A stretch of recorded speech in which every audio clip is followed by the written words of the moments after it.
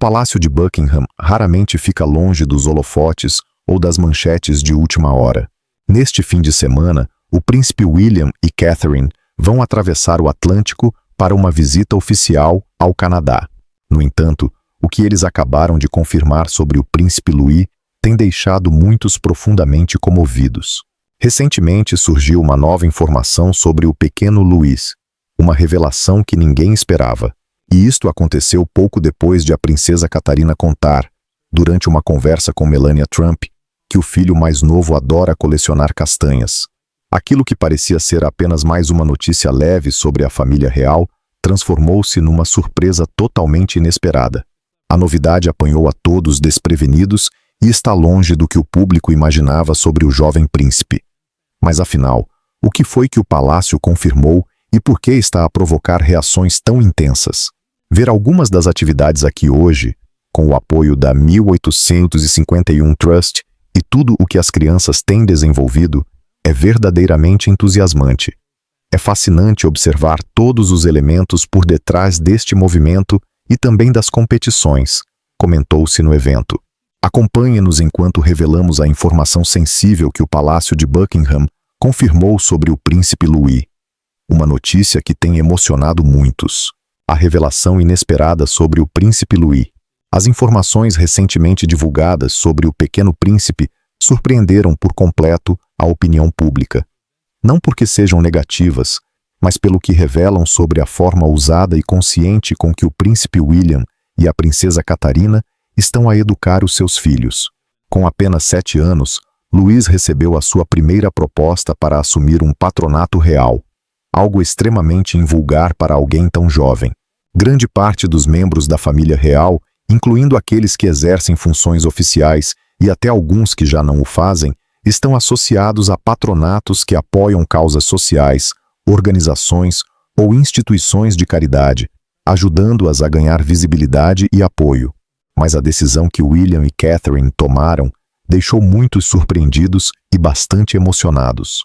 De acordo com várias fontes, os príncipes de Gales recusaram cordialmente o convite para que Louis se tornasse patrono honorário do World Conquer Championships, o campeonato mundial dedicado ao tradicional jogo britânico com castanhas. Apesar de Louis ocupar um lugar importante na linha de sucessão ao trono e de certamente assumir patronatos no futuro, os pais consideraram que ainda não era o momento certo. Tudo começou quando a organização soube que o pequeno príncipe adorava colecionar castanhas. Em setembro, enviaram uma carta aos príncipes de Gales, na esperança de que Louis pudesse tornar-se o seu patrono honorário. A instituição angaria fundos para ajudar pessoas com perda de visão e acreditava que a ligação do príncipe ao tema seria perfeita. A resposta do palácio foi ao mesmo tempo educada e bem-humorada. Agradeceram o convite, mas explicaram que Louis estava ocupado a dedicar-se aos estudos.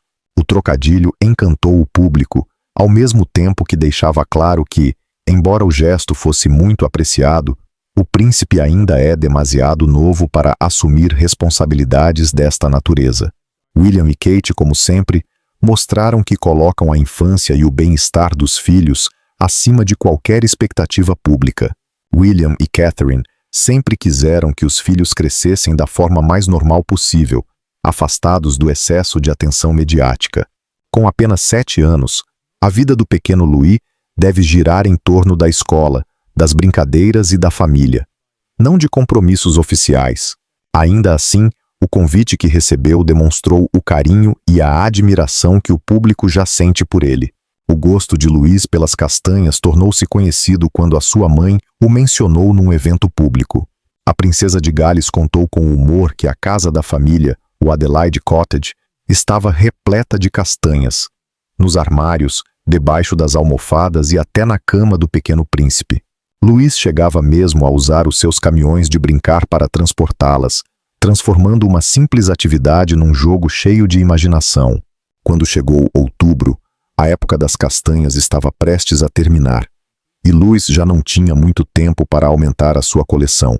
Além disso, precisava concentrar-se nos estudos, já que se aproximavam as férias de meio do trimestre na escola Lambrook.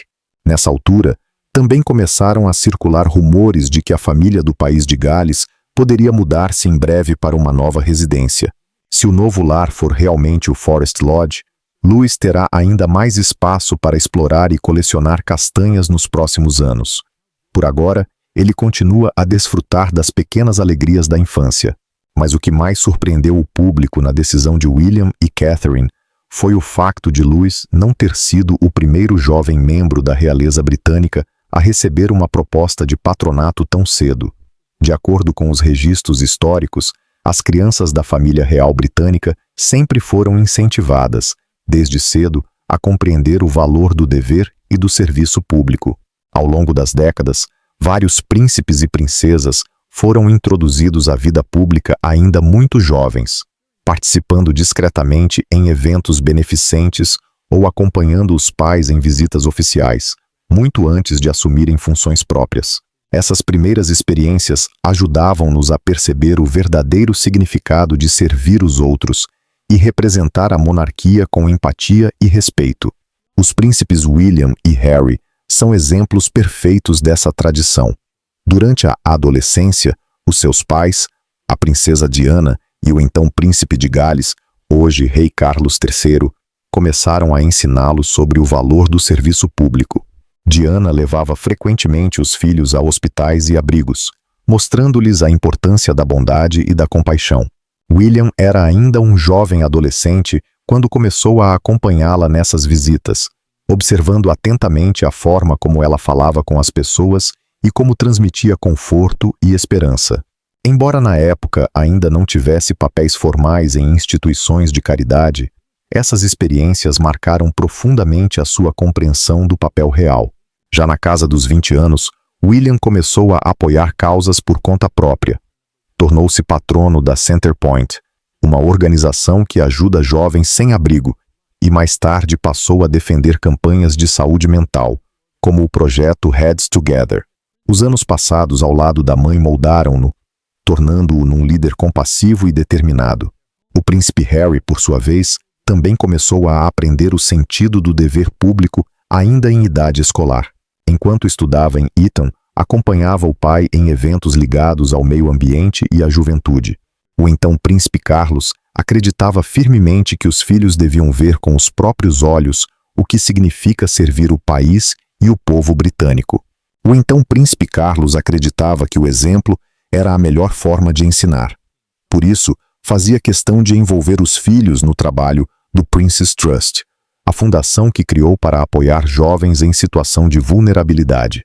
Quando Harry chegou aos 20 e poucos anos, já se sentia preparado para assumir as suas próprias responsabilidades públicas. Em 2006, com apenas 21 anos, cofundou a Centebale, uma instituição de caridade que ajuda crianças no Lesoto afetadas pelo VIH e pela pobreza. Muito antes deles, o atual rei Carlos III também começou cedo as suas obrigações reais. Em 1958, quando tinha apenas 9 anos, foi nomeado príncipe de Gales e conde de Chester. Títulos simbólicos, é certo, mas que marcaram o início da sua jornada pública. Durante a adolescência, nos anos 60, Carlos começou a representar a mãe, a rainha Isabel II, em eventos oficiais e a demonstrar interesse por diversas causas. Envolveu-se com a Children's Theatre Association e mais tarde apoiou os primeiros projetos ambientais do Reino Unido. Essas experiências moldaram o seu compromisso vitalício com temas como a preservação ambiental, a arquitetura sustentável e o serviço comunitário. Mas a tradição não parou por aí. O príncipe Eduardo, agora duque de Edimburgo, teve uma introdução mais discreta à vida real. Enquanto estudante, participava ocasionalmente em eventos públicos ao lado dos pais, mas preferia manter-se longe dos holofotes. Depois de terminar a universidade, o seu amor pelo teatro e pela televisão influenciou fortemente o tipo de instituições que passou a apoiar. Começou a envolver-se em organizações ligadas às artes e à educação, orientando o seu trabalho público de acordo com as suas paixões pessoais. Embora os seus patronatos oficiais tenham surgido mais tarde, as observações da juventude serviram-lhe de base para compreender o sentido do dever real. A princesa Ana, por sua vez, destacou-se desde cedo pelo seu forte sentido de responsabilidade. Nos anos 60, ainda adolescente, começou a participar em compromissos oficiais. Em 1970, com apenas 20 anos, tornou-se presidente da organização Save the Children, tornando-se uma das mais jovens figuras reais a liderar uma grande instituição de caridade. Longe de tratar o cargo como algo simbólico, a princesa mergulhou profundamente no trabalho. Viajou por todo o mundo, visitando projetos, encontrando famílias e participando ativamente nas iniciativas da organização. Mais de 50 anos depois, continua a ocupar o mesmo cargo com a mesma dedicação. Um exemplo de constância e serviço. Muito antes da família real moderna, príncipes e princesas das gerações passadas também eram associados a papéis públicos, embora na maioria dos casos apenas de forma honorária. No século XIX, por exemplo, o príncipe Alberto Eduardo, que mais tarde se tornaria o rei Eduardo VII, recebeu vários títulos e posições cerimoniais ainda em criança. Estava ligado a causas de beneficência e a regimentos militares, mas só começou a desempenhar funções reais ativas depois de adulto. Durante as eras georgiana e vitoriana, era comum as crianças reais receberem títulos honoríficos, em vez de responsabilidades reais. Os seus nomes eram usados para simbolizar o apoio da coroa a certas instituições, enquanto os adultos tratavam do trabalho propriamente dito. Com o passar do tempo, porém, essa abordagem mudou. O século XX trouxe uma nova visão sobre como preparar as gerações mais jovens da realeza. Em vez de lhes conceder apenas títulos, começou-se a envolvê-los em compromissos reais desde cedo, para que aprendessem através da experiência direta. Ao observarem os pais em ação, encontrando-se com pessoas, visitando instituições de caridade e apoiando causas sociais, os jovens príncipes aprendiam o verdadeiro significado do serviço público. Assim, quando chegavam à idade adulta, já compreendiam profundamente o propósito dos seus papéis oficiais. É exatamente por isso que muitos acreditam que o príncipe William e a princesa Catarina decidiram recusar o convite para o pequeno Louis. Segundo fontes próximas ao casal, William afirmou que os filhos estão a ser cuidadosamente preparados para as suas futuras funções, mas de forma progressiva e equilibrada, sem pressões precoces. Afinal, até que ponto isso é verdade? E em que consiste realmente essa preparação dos jovens herdeiros? Fique conosco, porque a seguir vamos revelar detalhes surpreendentes sobre como as crianças reais são treinadas para o futuro que as espera. William e Catherine sempre deixaram claro que o seu principal objetivo como pais é oferecer aos filhos um lar estável e afetuoso, ao mesmo tempo que os preparam, com delicadeza, para o peso das responsabilidades que um dia terão de assumir. William e Catherine compreendem que o príncipe George, a princesa Charlotte e o príncipe Louis seguirão caminhos muito diferentes na vida, mas desejam que todos cresçam bondosos, equilibrados e conscientes do mundo que os rodeia. Entre os três, a situação de George é a mais delicada. Como segundo na linha de sucessão ao trono, o seu futuro carrega uma enorme responsabilidade. Ainda assim, os pais não querem que ele sinta o peso dessa herança. Pelo contrário, estão a ajudá-lo, pouco a pouco, a compreender o verdadeiro significado do seu papel, não como um fardo, mas como uma oportunidade de servir e de ajudar os outros. William e Catherine escolheram cuidadosamente a escola dos filhos para garantir um ambiente estável e tranquilo. George frequenta a escola Lambrook, perto de Windsor, juntamente com Charlotte e Louis. Dessa forma, os três irmãos podem crescer juntos, mantendo uma rotina simples e familiar. A mudança da família de Londres para Windsor em 2022 facilitou essa transição. Agora vivem no Adelaide Cottage, uma residência que lhes oferece mais privacidade e serenidade do que o antigo palácio de Kensington. Outro aspecto que distingue o estilo de educação do casal é a forma rigorosa como gerem o acesso dos filhos à tecnologia. Disse que há uma regra bastante firme em casa. Nenhuma criança tem permissão para usar smartphones. Os pais acreditam que ainda são demasiado novos para isso e preferem que passem o tempo ao ar livre, a ler, a brincar e a conversar frente a frente.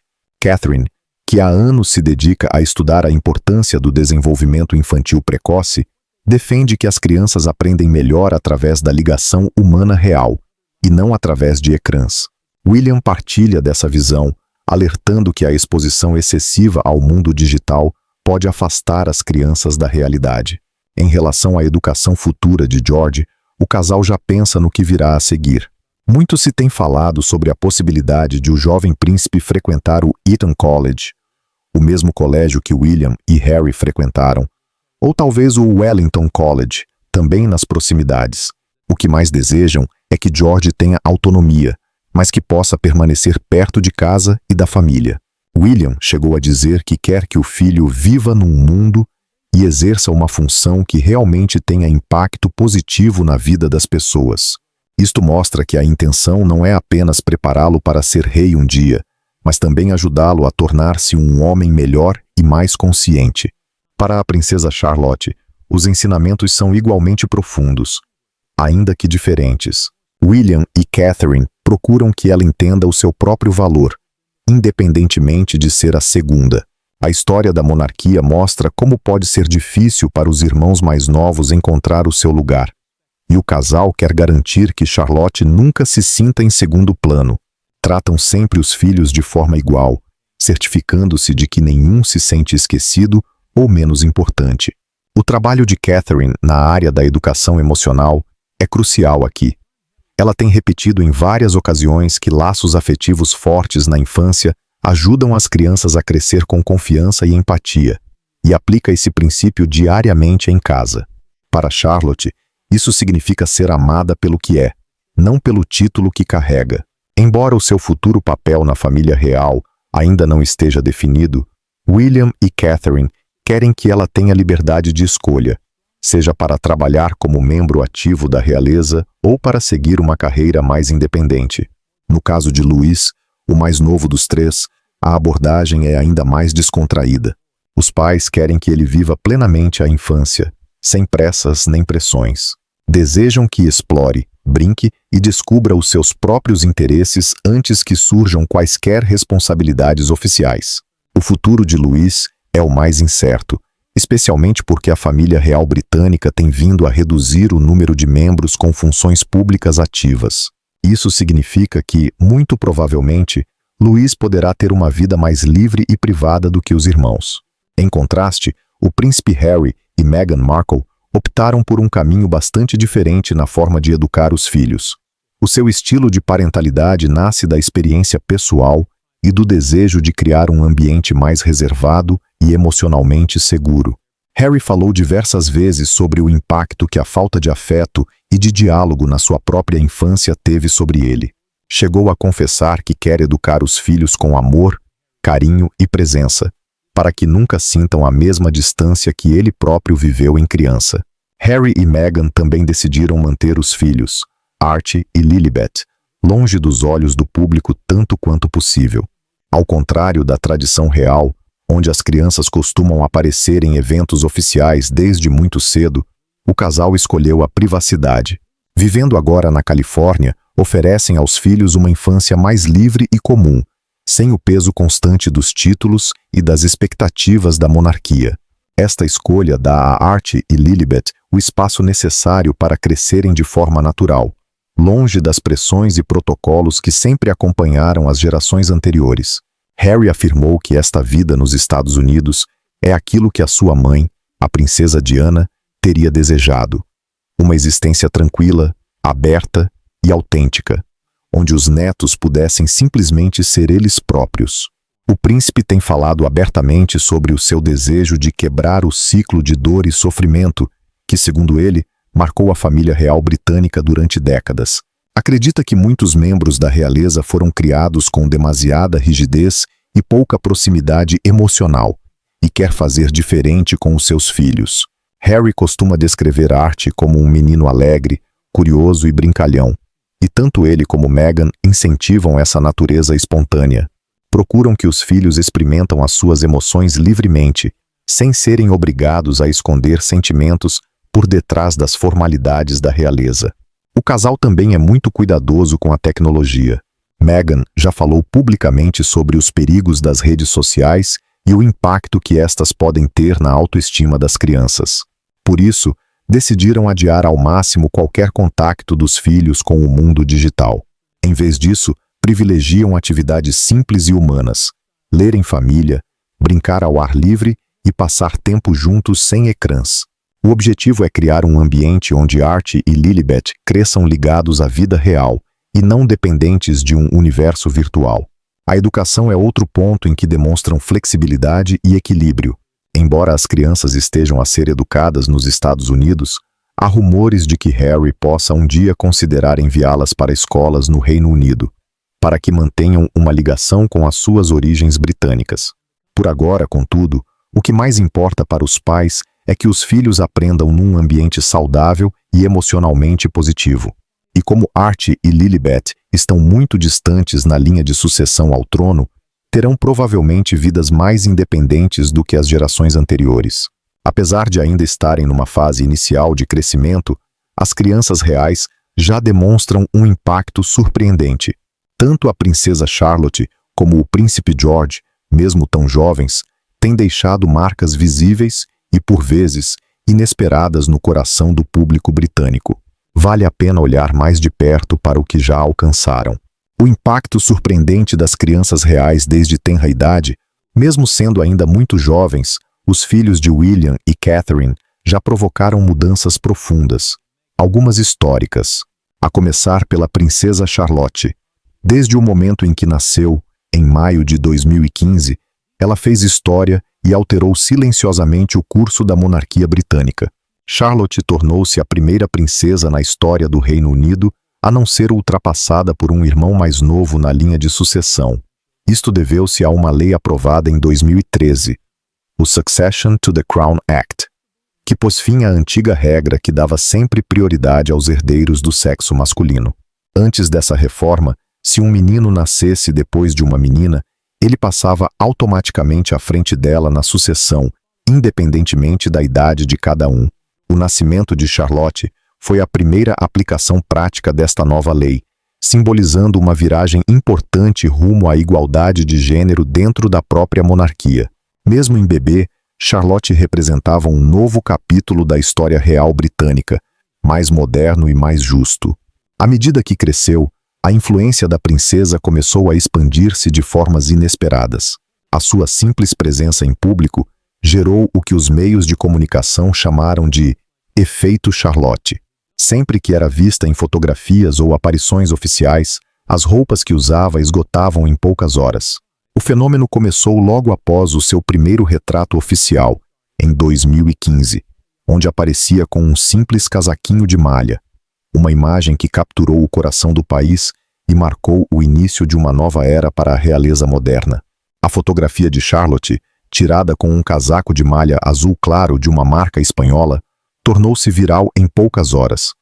Logo depois, o cardigan esgotou por completo e o site da marca chegou a colapsar devido ao enorme volume de acessos. O fenômeno repetiu-se em 2018, quando Charlotte foi fotografada no seu primeiro dia de escola infantil, usando um casaco vermelho da Amaya Kids e um cachecol cor-de-rosa. Em poucos minutos, pais de todo o mundo começaram a comprar exatamente o mesmo modelo para os seus filhos. Mais tarde, em 2023, durante o serviço pascal, Charlotte surgiu com um vestido floral azul. E, em apenas alguns dias, o traje tornou-se a peça infantil mais pesquisada na internet. As lojas começaram a produzir versões semelhantes, e mais uma vez, as vendas dispararam. Este poder de influência não aconteceu por acaso. Grande parte vem da sua mãe, a princesa Catherine, cuja elegância e simplicidade têm moldado tendências de moda globais há mais de uma década. Conhecida pelo seu estilo clássico, discreto e atemporal, Catherine transmitiu esse mesmo gosto à filha, transformando Charlotte num dos ícones de estilo mais jovens do mundo. Mas há algo ainda mais surpreendente no impacto da pequena princesa: o seu poder econômico. Especialistas estimam que a influência de Charlotte sobre a economia britânica ultrapassa os 3 mil milhões de libras esterlinas. Este valor inclui as vendas de roupas, acessórios e produtos infantis inspirados no seu estilo. Comparando com os números atribuídos aos irmãos, cerca de 2,4 mil milhões de libras para George e 1.000.000 para Luís, fica claro o tamanho da sua força mediática. Cada vez que uma fotografia sua é partilhada nas redes sociais, pequenas empresas prosperam, marcas ganham visibilidade e os produtos britânicos tornam-se tendência mundial. É impressionante pensar que uma criança tão jovem possa gerar um impacto econômico tão vasto simplesmente sendo ela própria. O impacto silencioso do Príncipe George. Passando agora para o irmão mais velho, o Príncipe George, a história torna-se igualmente fascinante. Nascido em julho de 2013, George é o segundo na linha de sucessão ao trono, logo depois do pai, o Príncipe William. Desde o nascimento, representa a continuidade e o futuro da monarquia britânica. Cada uma das suas aparições públicas, sejam retratos de aniversário, fotografias escolares ou eventos reais, desperta a atenção mundial imediata. Sempre que surge ao lado da família, o mundo tem um vislumbre da próxima geração da realeza. Apesar da tenra idade, George já demonstra uma confiança notável em público. Durante o jubileu de platina da Rainha Isabel II e, mais recentemente, na coroação do rei Carlos III, o jovem príncipe exibiu uma maturidade surpreendente, revelando a preparação cuidadosa que tem recebido dos pais para as responsabilidades que um dia irá assumir. Assim como Charlotte, George também tem o seu próprio fenômeno mediático, apelidado de o efeito George. Tudo começou quando ainda era um bebê. Um dos momentos mais célebres ocorreu em 2016, quando o pequeno príncipe conheceu o então presidente dos Estados Unidos, Barack Obama, no Palácio de Kensington. George apareceu nas fotografias com um hobby azul claro personalizado com as suas iniciais, da marca My First Years. A imagem correu o mundo e em menos de uma hora o hobby esgotou completamente. As vendas da marca dispararam de forma astronômica, catapultando a pequena empresa britânica para a fama internacional. Outro exemplo aconteceu no primeiro dia de aulas, em 2017, quando George foi visto com um uniforme azul escuro da escola Thomas's Battersea. A simplicidade do conjunto gerou uma onda de procura por uniformes semelhantes em todo o Reino Unido. Mais uma vez, um pequeno gesto, captado por uma câmera, teve repercussões econômicas e culturais imensas. O que mais chamou a atenção em George foi como o seu estilo refletia o tipo de educação que os pais desejam para ele. Uma mistura entre realeza e simplicidade, entre o dever e a normalidade. Mas, surpreendentemente, não é apenas a orientação de William e Catherine que molda o crescimento dos três jovens príncipes. O rei Carlos III, o avô, também desempenha um papel silencioso, mas profundamente influente na vida dos netos. Nos últimos anos, têm surgido relatos de uma ligação cada vez mais forte entre o rei e as três crianças reais. Mas até que ponto é profunda essa relação? E de que forma o monarca influencia verdadeiramente o futuro da nova geração da família real? Prepare-se, porque o que se segue revela um lado de Carlos que poucos conhecem. Um homem mais afetuoso e familiar do que o público alguma vez imaginou. O lado desconhecido do rei Carlos como avô. Ao contrário da imagem formal que sempre o acompanhou, Carlos é descrito pelos que o conhecem de perto como um avô dedicado e carinhoso. Mesmo antes de subir ao trono, quando ainda era príncipe de Gales, era conhecido pelo seu espírito brincalhão e pela forma como gostava de passar tempo com os netos longe das câmaras. De acordo com várias fontes, quando visita William e Catherine, o rei costuma sentar-se no chão para brincar com as crianças, sem se preocupar com formalidades. Um antigo assistente chegou a contar que os netos o adoram e que ele gosta de lhes ler histórias de Harry Potter, mudando a voz para interpretar cada personagem. São pequenos gestos, mas revelam o esforço genuíno que faz para ser um avô presente e afetuoso, algo que ele próprio talvez tenha sentido falta na juventude. Com o passar dos anos e a crescente responsabilidade pública, Carlos aprendeu a ligar o seu sentido de família à sua missão de vida como monarca. Quando nasceu a sua quinta neta, a princesa Lilibet, em junho de 2021, o então príncipe de Gales fez um discurso que mostrou a profundidade do seu pensamento e da sua sensibilidade.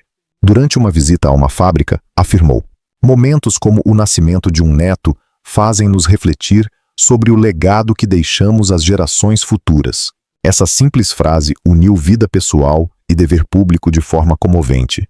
Deixou claro que o amor pelos netos está intrinsecamente ligado à sua luta pela preservação do planeta. Carlos vê o seu trabalho em prol da natureza, da sustentabilidade e do ambiente como uma forma de garantir um mundo melhor não só para o Reino Unido, mas também para os seus próprios descendentes. Entre os netos, muitos acreditam que a relação mais especial é com o pequeno príncipe Luís, o filho mais novo de William e Catherine. Relatos descrevem Carlos como completamente encantado com o neto, a quem considera alegre, curioso e cheio de energia. Alguns chegam a afirmar que Louis o faz lembrar do seu amado tio-avô, Lord Louis Mountbatten, uma figura que teve enorme influência na sua infância e formação pessoal. Durante as celebrações do Jubileu de Platina da Rainha Isabel II, houve um momento que comoveu o público. O pequeno Louis, sentado no colo do avô, ria e conversava descontraidamente, enquanto o público os aplaudia com ternura. A cena captou o lado mais humano do rei. Um homem que, por um instante, deixou o peso da coroa de lado para ser apenas avô. Contudo, nem todas as relações de Carlos com os netos são igualmente próximas. Embora passe tempo com George, Charlotte e Louis, o contato com Archie e Lilibet, os filhos de Harry e Meghan, tem sido muito mais limitado, tanto pela distância física como pelas tensões familiares que marcaram os últimos anos. Quando se trata de Archie e Lilibet, os filhos do príncipe Harry e de Meghan Markle, a ligação de Carlos III tem sido muito mais distante. A principal razão é simples: a distância geográfica. Harry e Meghan vivem agora na Califórnia e as viagens entre os dois continentes tornaram-se raras. Mas há também o peso de anos de tensões familiares que tornaram essa relação ainda mais delicada. Fontes próximas ao monarca afirmam que o rei está profundamente magoado com este afastamento e que mal conhece os seus netos mais novos. Amigos de longa data descrevem esta situação como uma das maiores tristezas da sua vida pessoal. Mesmo assim, há quem diga que a esperança ainda não se perdeu. Recentemente, surgiram rumores sobre uma possível reunião privada entre Carlos e o príncipe Harry, que poderia abrir as portas para uma reaproximação familiar e um reencontro com Archie e Lilibet. Essas notícias mostram que, no fundo, o rei ainda deseja uma relação normal, afetuosa e presente com todos os netos, sem exceção. O papel de Camila como avó moderna, a rainha Camila também tem falado com carinho sobre o seu papel como avó. Costuma dizer que estar rodeada dos netos a faz sentir-se jovem e que com eles aprende constantemente coisas novas. Numa entrevista divertida, chegou a contar que os netos lhe ensinam a usar as redes sociais e que adora o entusiasmo deles com o mundo digital.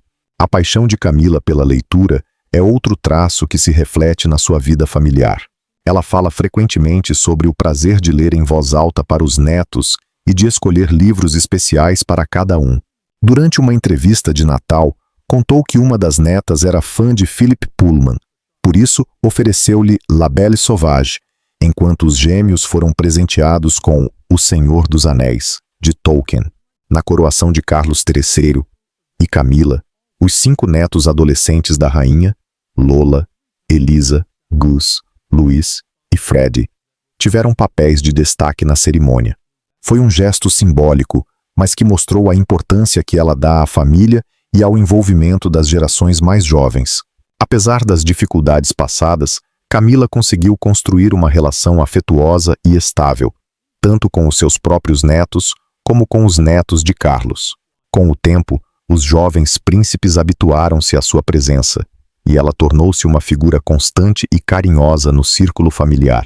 Vários observadores notaram que os netos ajudam Camila a compreender melhor o que os jovens pensam e sentem, algo que ela própria comenta com ternura em entrevistas. Tanto o rei como a rainha mostram, cada um à sua maneira, que ser avô e avó reais vai muito além dos títulos e das formalidades. Para eles, é sobre passar tempo de qualidade com os netos, ouvi-los, orientá-los e, acima de tudo, aprender com eles.